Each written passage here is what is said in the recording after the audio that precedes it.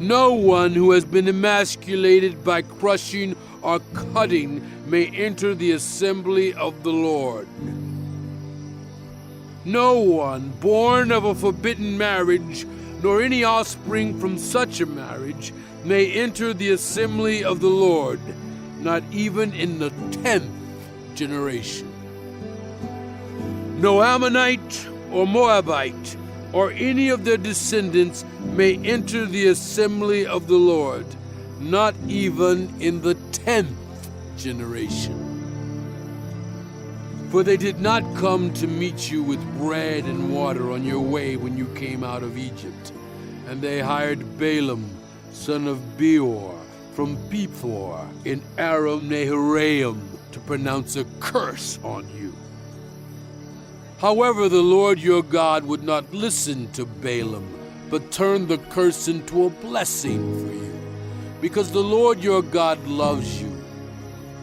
Do not seek a treaty of friendship with them as long as you live.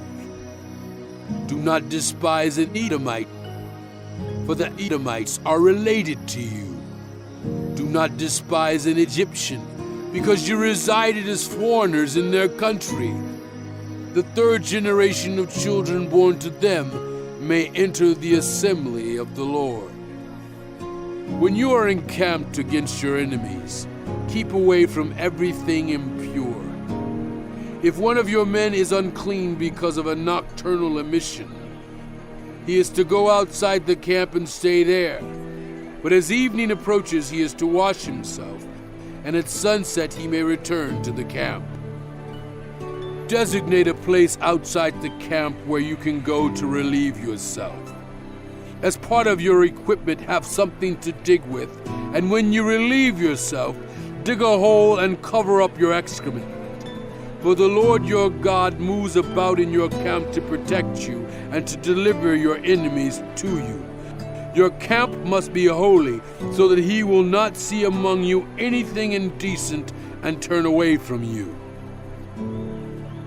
If a slave has taken refuge with you, do not hand them over to their master. Let them live among you wherever they like and in whatever town they choose. Do not oppress them. No Israelite man or woman is to become a shrine prostitute.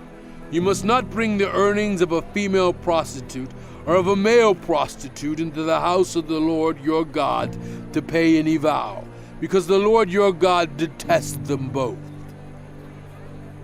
Do not charge an Israelite interest, whether on money or food or anything else that may earn interest. You may charge a foreigner interest, but not another Israelite, so that the Lord your God may bless you in everything you put your hand to in the land you are entering to possess.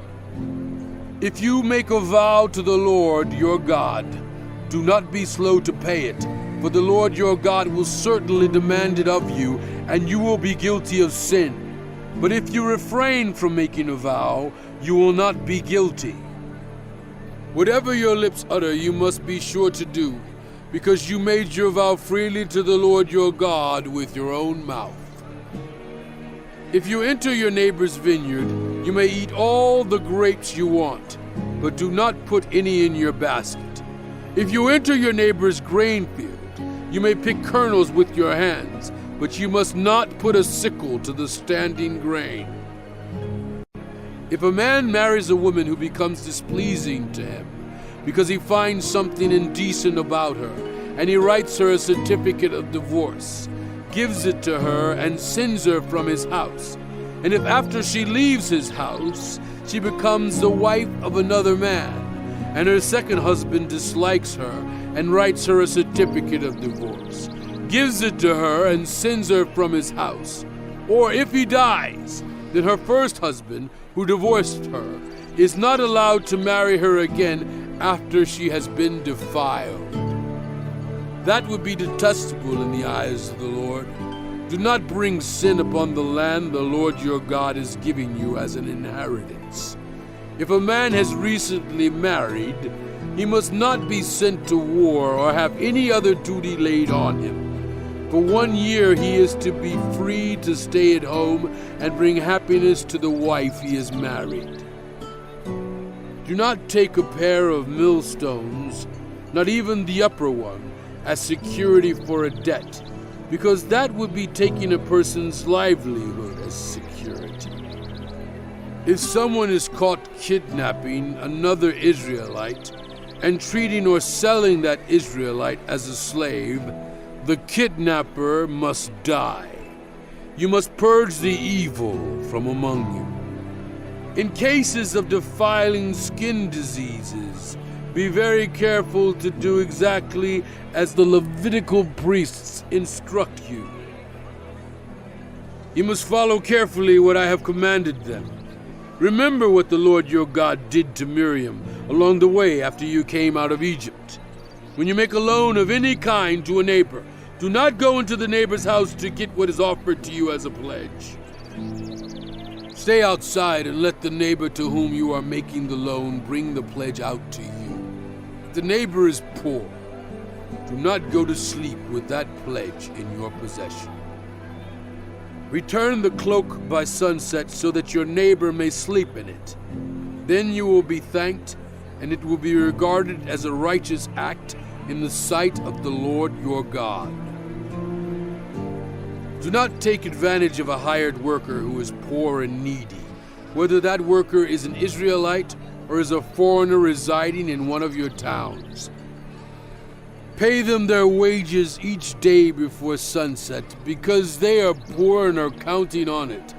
Otherwise they may cry to the Lord against you, and you will be guilty of sin. Parents are not to be put to death for their children, nor children put to death for their parents. Each of you will die for your own sin. Do not deprive the foreigner or the fatherless of justice, or take the cloak of the widow as a pledge. Remember that you were slaves in Egypt, and the Lord your God redeemed you from there. That is why I command you to do this. When you are harvesting in your field, and you overlook a sheaf, do not go back to get it. Leave it for the foreigner, the fatherless, and the widow, so that the Lord your God may bless you in all the work of your hands. When you beat the olives from your trees, do not go over the branches a second time. Leave what remains for the foreigner, the fatherless, and the widow. When you harvest the grapes in your vineyard, do not go over the vines again. Leave what remains for the foreigner, the fatherless, and the widow. Remember that you were slaves in Egypt. That is why I command you to do this. When people have a dispute, they are to take it to court, and the judges will decide the case, acquitting the innocent and condemning the guilty.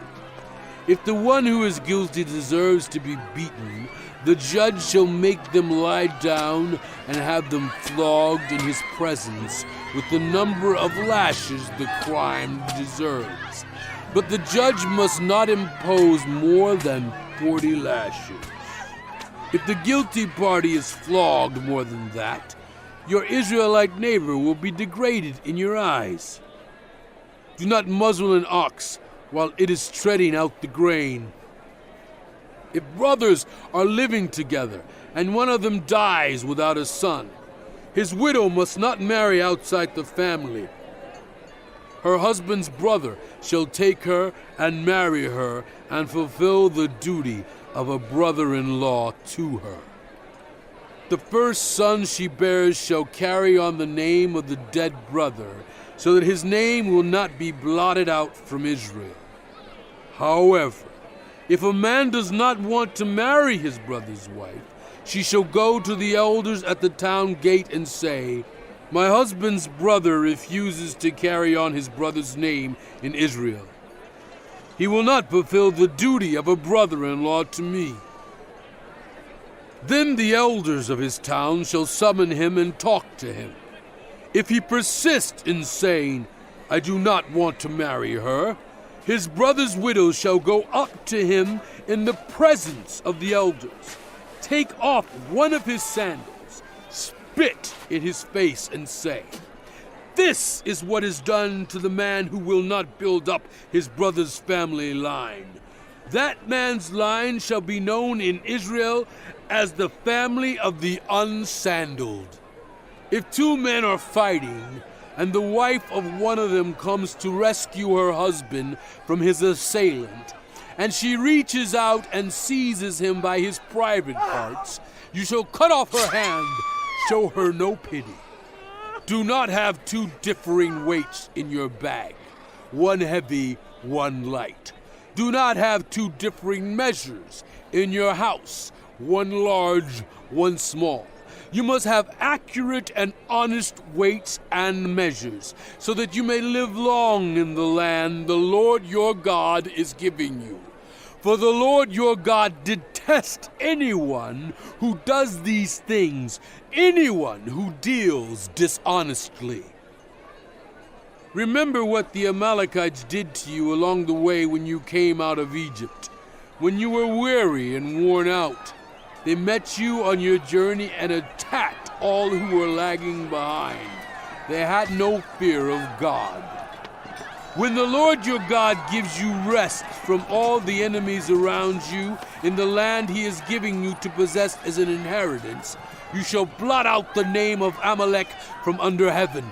Do not forget.